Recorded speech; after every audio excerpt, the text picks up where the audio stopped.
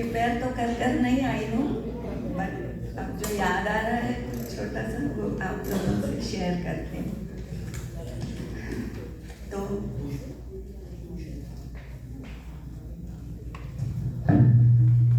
जीवन और मृत्यु, और फिर उसके बाद जीवन की मोक्ष, यह सब इंसान के अपने खुद के कर्मों पर ही आधारित होता है। तो इससे रिलेटेड एक छोटी सी स्टोरी है।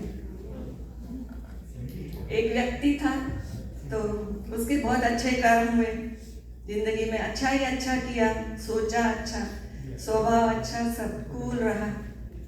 तो उसकी जब मृत्यु हुई तो उसको यमराज जी लेने आए।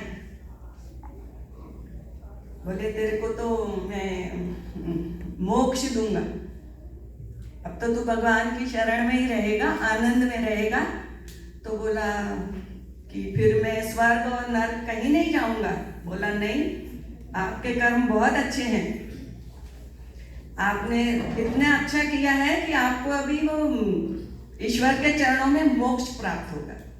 तो बोलता पर मुझे तो स्वर्ग और नर्क देखना है, मेरी बड़ी इच्छा थी मैं देखूं कि स्वर्ग होता कैसा है, नर्क होता कैसा है। अब वो मेरी इच्छा तो रह ही गई, आप तो मुझे सीधा मोक्ष पहुंचा रहे हो।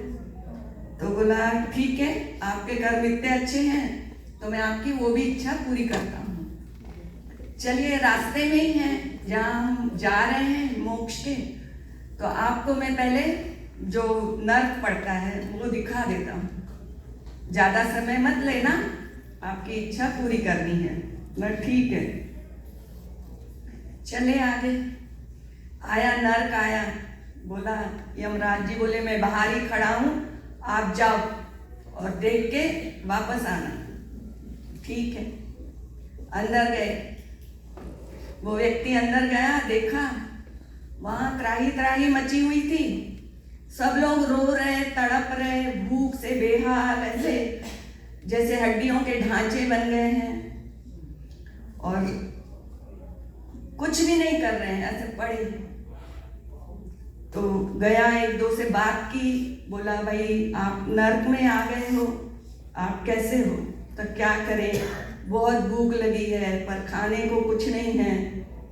तो व्यक्ति इधर उधर देखने लगा, वहां एक बहुत बड़ा ऐसा, जैसे इंडिया में टैंक होता है ना, बहुत बड़ा लोहे का ऐसा स्टैंड होता है सीमेंट का, और ऊपर बहुत बड़ी टैंक होती है, वहां से ऐसे धुएं निकल रहे थे, खुशबू थी केसर की, खीर की, काजू बादाम डाले हुए की एक खीर की खुशबू आ रही थी। तो बोला ये क्या है? बोला वो तो यहाँ पे खीर है पर इतनी ऊंची है, हमारा तो हाथ भी नहीं पहुंचता, ना हमें कुछ है, तो हम तो बस पड़े हैं, रो रहे हैं, दुख ही दुख है। फिर दूसरे से बात किया, वो भी मैं बीमार हूँ, ऐसा है वैसा है, शरीर साथ नहीं दे रहा है। तो बोलता यहाँ तो बड़ी तकलीफ है, नर्क सचमुच बहुत भयानक है। जल्दी वापस आता है, बहुत दुखी हो जाता है। बोलता व्यक्ति यमराज जी को चलो, मुझे तो नर्क अच्छा ही नहीं लगा, सब लोग बेचारे रो रहे हैं, तड़प रहे हैं, कोई ऐसे पड़ा है, चलो आगे गए। फिर बोलता चलो अब स्वर्ग आएगा तुम वो भी देख लो। आगे गए, स्वर्ग का द्वार आया, यमराज जी ने कहा आप अंदर जाओ, देख के जल्दी लौट आना, हमें चलना है मोक्ष की ओर। ठीक है, गया, स्वर्ग में देखा तो उसको वहां भी वही टैंक दिखा, बहुत ऊंचा, वही खीर, खुशबू आ रही थी, बट वहां के लोग बड़े खुश।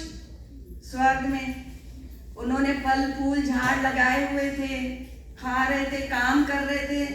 वो लकड़ी तोड़ के उन्होंने वो जो खीर का टैंक था वहां तक सीढ़ी बनाई थी, खुद से था सब कुछ। तो उन्होंने खुद से सीढ़ी बनाई थी और बारी बारी जा रहे थे, पत्ते लकड़ी के दोनों से उन्होंने पॉट भी बना लिए थे, हर कोई ला रहा था, खा रहा था, खुश, और हर कोई काम कर रहा था, एक दूसरे से मिलजुल के बातें कर रहा था। तो ना यहाँ तो एक दो फिर किसी से बात की, 1 से 2 से जितना समय था, आप यहाँ खुश हो? बोलते हाँ, हम यहाँ बड़े खुश हैं, सारा दिन काम भी करते हैं, एक दूसरे से मिलजुल के रहते हैं, खेती करते हैं, देखो फल फूल उगाते हैं, वो हम खाते हैं, ये देखो खीर है, हम वो भी खाते हैं, हमें कोई परेशानी नहीं है। अरे ये तो बड़ा अच्छा है, पर ये कैसा है? खीर तो वहां भी थी, पर वहां सब लोग रो रहे, नर्क भी वैसा ही, पर ये लोग बड़े खुश हैं। वापस आता है, यमराज जी को बोलता है, मुझे एक बात बताइए यमराज जी, ऐसा कैसे? खीर तो यहाँ भी है, वहां भी है, और सब कुछ वहां भी है, लोग भी हैं, पर ये बीमार, ये स्वस्थ, सब अच्छा, ये ऐसा कैसा? तो यमराज जी ने कहा, देखो जो नर्क में लोग हैं ना, वो कामचोर है, कुछ करते ही नहीं है। उन लोगों ने अपनी दुनिया खुद बना ली, सीढ़ी बनाई, खीर तो वहां भी है, बना सकते हैं ना, हाथ पैर चलाएं, कुछ उठाएं, आपस में हंसी मजाक करें, रहें, नहीं, इसीलिए वो भूखे हैं और तड़प रहे हैं, और यहाँ के लोग हैं जो अपने स्टैंड पे खड़े हो गए हैं, तो इन लोग सुखी हैं। यही है स्वर्ग और नरक। तो ये जिंदगी में भी यही सिखाती है कि भाई भगवान ने दिया तो सब कुछ है, सुख और दुख तो आएंगे जाएंगे, पर खुद उठो, खुद करो और अपनी दुनिया खुद बनाओ, तो आप स्वर्ग में हो। Thank you very